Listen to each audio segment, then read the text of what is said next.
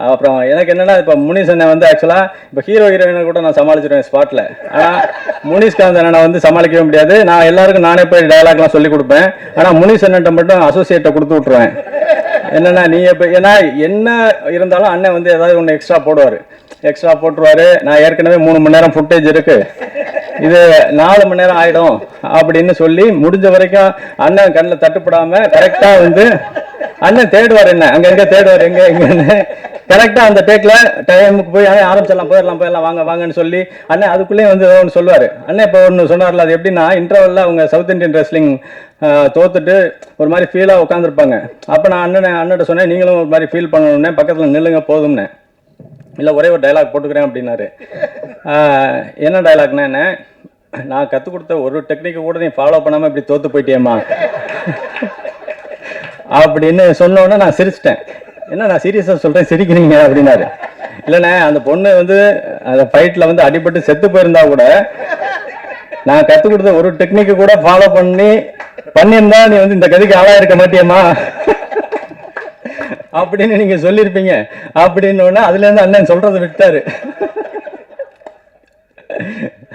எப்பவுமே 24 மணி நேரமும் சினிமான்னு பேசிக்கிட்டே இருப்பார், யோசிச்சுக்கிட்டே இருப்பார்.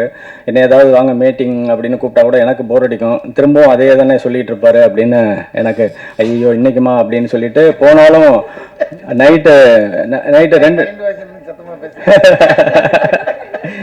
இல்ல அது ஆக்சுவலா நம்ம நைட்டு 10-11 மணிக்கு தூங்கிடுறாரு. ஆனா அவருக்கு அப்பதான் எந்திரிச்ச மாதிரி ஃப்ரெஷ்ஷா ஆரம்பிப்பாரு.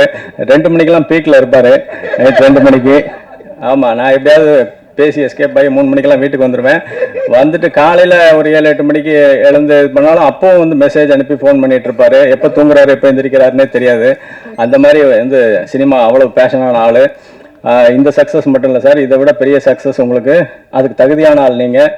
இன்னும் நிறைய சக்சஸ், பெரிய சக்சஸ் உங்களை தேடி வரும். பயங்கரமா அவருக்கு நான் அப்பப்போ ஏதாவது பேர் வைப்பேன்.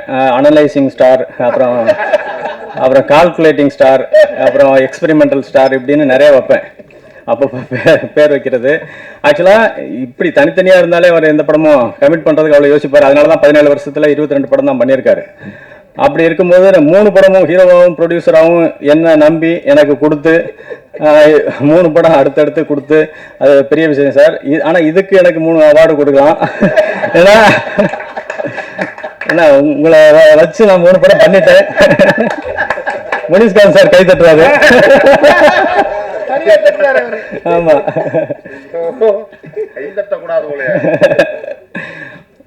இன்னைக்கு வந்து படம் பார்த்துட்டு எல்லாருமே அவங்களோட பர்ஃபார்மன்ஸ் சூப்பர் அப்படி இப்படின்னு பயங்கரமாக பாராட்டுறாங்க. அன்னைக்கு சொன்னதுதான், கேரக்டர் புரியாமலே இப்படி நடிச்சாங்கன்னா கேரக்டர் புரிஞ்சிருந்துச்சுன்னா கண்டிப்பாக இதுக்கு மேலே ஒரு பர்ஃபார்மன்ஸ் வந்திருக்கும்.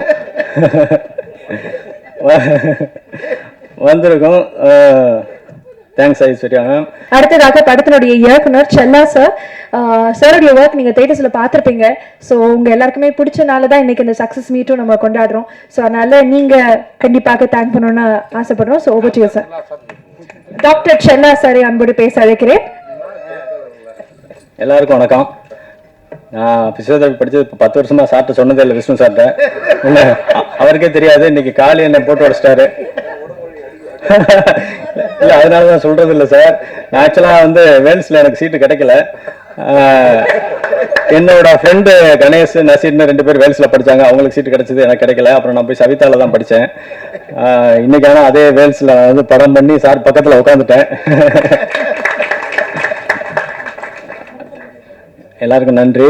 முதல்ல நான் தேங்க்ஸ் சொல்ல வேண்டியது ஆடியன்ஸுக்கு தான்.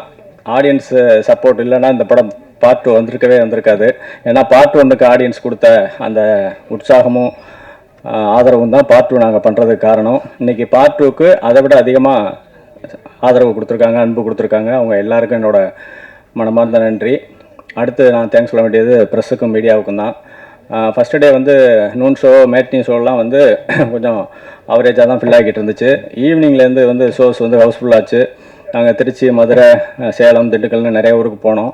எல்லா ஊர்லேயுமே ஷோஸ் வந்து ஹவுஸ்ஃபுல்லாக போச்சு. ஷோஸ் நிறைய இன்க்ரீஸ் பண்ணாங்க. அதுக்கு நீங்கள் கொடுத்த பாசிட்டிவ் ரிவ்யூஸ் தான் வந்து முக்கியமான காரணம். உங்கள் எல்லாருக்கும் என்னோட மனமார்ந்த நன்றி. அடுத்து விஷ்ணு சார் வந்து பார்ட் 2 பண்ணலாம் அப்படின்னு சொல்லி ஆரம்பித்த அந்த நிமிஷத்துலேருந்து இப்போ இந்த நிமிஷம் வரைக்குமே அவரோட அந்த எஃபோர்ட்டு உழைப்பை நான் பக்கத்தில் இருந்து பார்த்துருக்கேன்.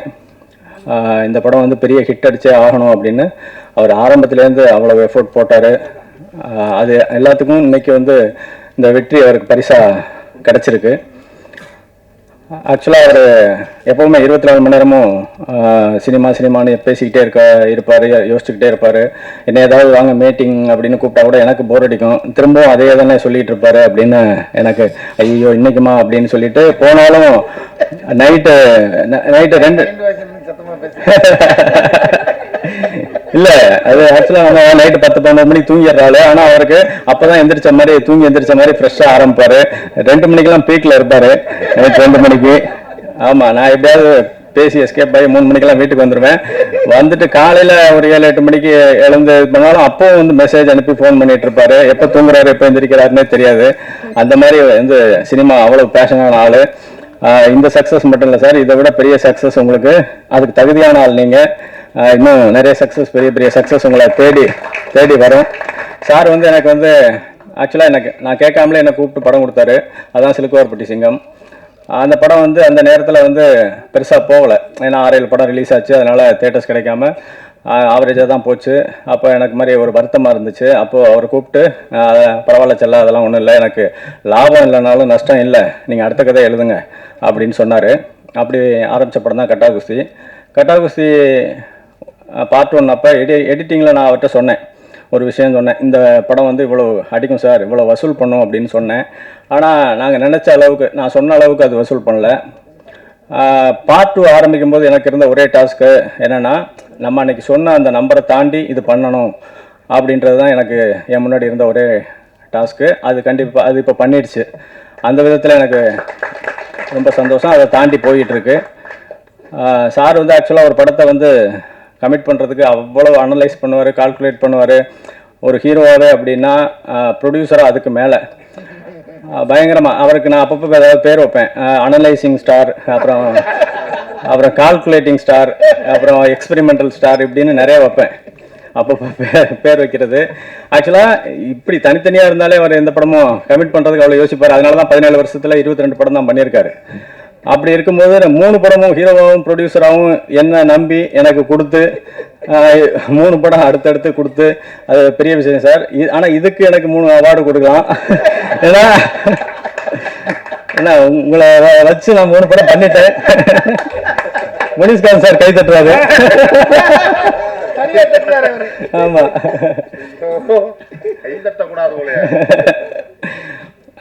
ஐஸ்வரி சார் வந்து ஆக்சுவலாக ஒரு படம் ப்ரொடியூஸ் பண்ணுறதே பெரிய கஷ்டம், பெரிய வேலைகள் நிறைய இருக்கும். சார் ஒரே நேரத்தில் 10 படம் ப்ரொடியூஸ் பண்ணுறாங்க. இது மட்டும் இல்லை, ஆக்சுவலாக சார் வந்து ஸ்கூலு, காலேஜ், ஹாஸ்பிட்டல் அப்படின்னு பார்க்குறதுக்கு எப்போவுமே பிரமிப்பாக இருக்கும். ஆனால் இவ்வளவு இருந்தும் வந்து சார் வந்து பார்க்கும்போது துருன்னு அப்படியே ஓடிட்டு சிரித்த முகமாக எப்போவுமே இருப்பாங்க. அது பெரிய விஷயம். ஏன்னா இவ்வளோ பெரிய இன்ஸ்டிடியூஷன்லாம் வச்சு நடத்துகிறவங்க வந்து ஒரு மாதிரி டென்ஷன்லேயே இருப்பாங்க. இன்னொன்று அந்த உடனே கொஞ்சம் ரிலாக்ஸ் ஆகிடுவாங்க ஒரு மாதிரி. ஆனால் சார் வந்து அதாவது வேல்ஸ் சேர்மன் மாதிரி இல்லை, வேல்ஸ் காலேஜில் ப்ரொஃபஸராக ஜாயின் பண்ண மாதிரி பரன்னு எப்போவுமே வந்து சிரித்த முகத்தோடு இருக்கிறது பார்க்குறதுக்கு அவ்வளோ இன்ஸ்பைரிங்காக இருக்கும் எங்களுக்கு. சார் உங்கள் ப்ரொடக்ஷனில் படம் பண்ணி அது வந்து பெரிய சக்ஸஸ்ஃபுல்லாக போகிறது ரொம்ப சந்தோஷம் சார். Thank you sir. நீங்கள் இப்படியே இருக்கணும் சார், சந்தோஷமாக. Thank you sir. ஐஸ்வர்யா பற்றி நிறைய நான் ஆடியோ லாஞ்சிலே பேசிட்டேன். ஆக்சுவலாக இந்த படம் ஆக்சுவலாக உள்ளே வரும்போது அவங்களுக்கு வந்து கதை மேலேயும் சரியாக கேரக்டர் மேலேயும் பெரிய நம்பிக்கை கிடையாது. இருந்தாலும் எனக்காக அவங்க உள்ளே வந்தாங்க. அதுக்காக என்னை நம்பி வந்ததுக்காக ஐஸ்வர்யாவுக்கு தேங்க்ஸ் சொல்லிக்கிறேன். இன்றைக்கி வந்து படம் பார்த்துட்டு எல்லாருமே அவங்களோட பர்ஃபார்மன்ஸ் சூப்பர் அப்படி இப்படின்னு பயங்கரமாக பாராட்டுறாங்க. அன்றைக்கி சொன்னது தான், கேரக்டர் புரியாமலே இப்படி நடித்தாங்கன்னா கேரக்டர் புரிஞ்சிருந்துச்சுன்னா கண்டிப்பாக இதுக்கு மேலே ஒரு பர்ஃபார்மன்ஸ் வந்திருக்கும்.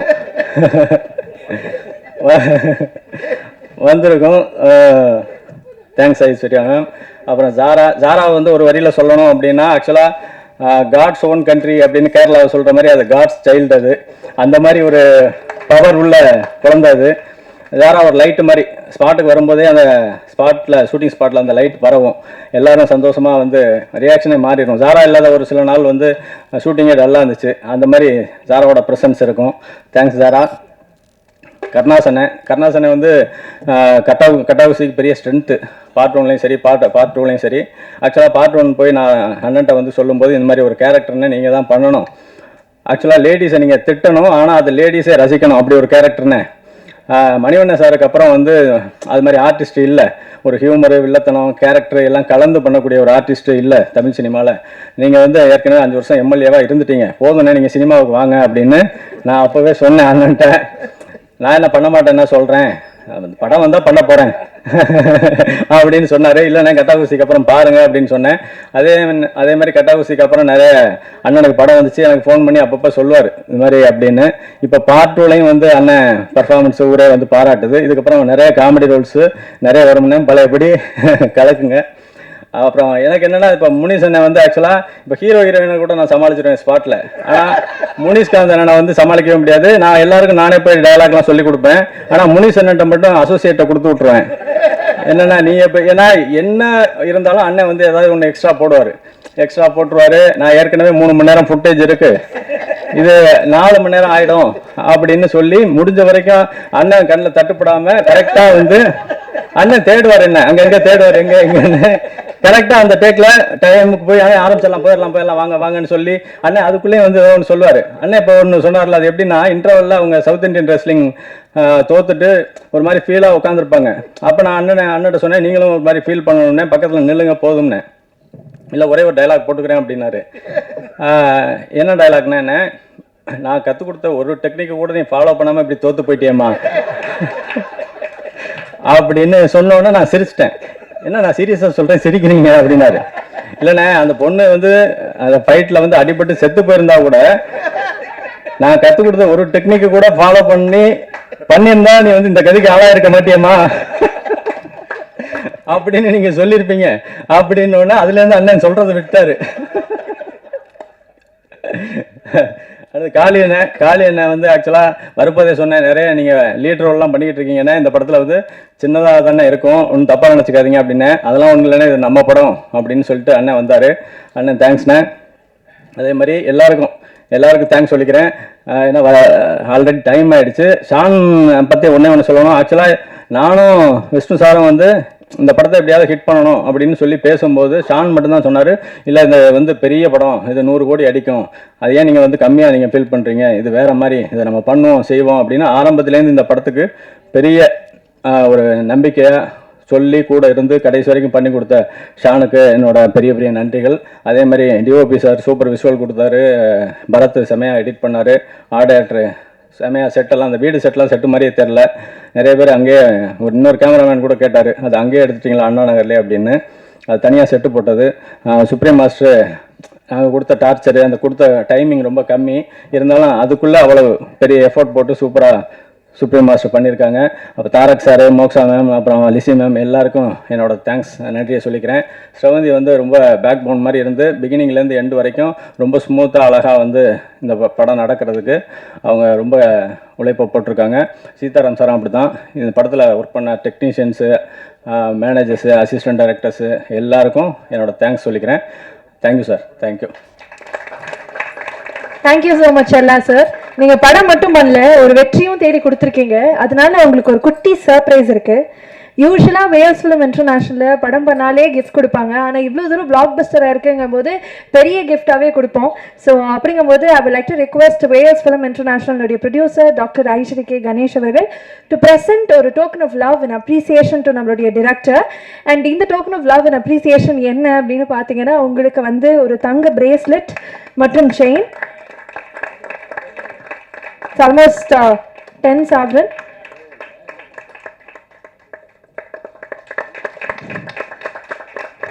Congratulations. You are truly deserving. அதனால தான் இந்த மெடல் இதை கொடுக்கறேன்னு ஆசைப்பட்டோம். So 10 sovereign chain and bracelet. I think it's not about the number, but நீங்க தேடி கொடுத்துருக்க இந்த வெற்றி இது உங்களுக்கு நிச்சயமாக முதல் படியாக இருக்கணும். இன்னும் நிறைய வெற்றிகள் உங்களை தேடி வரணுங்கிறதுக்காக ஒரு blessing from Wales Film International. Thank you so much alla sir. அதான் சார் வந்தலேருந்து எல்லாரும் தங்கம்னு சொன்னால தங்கத்துக்கே ஒரு தங்கம் போட்டிருக்கோம் நாங்க.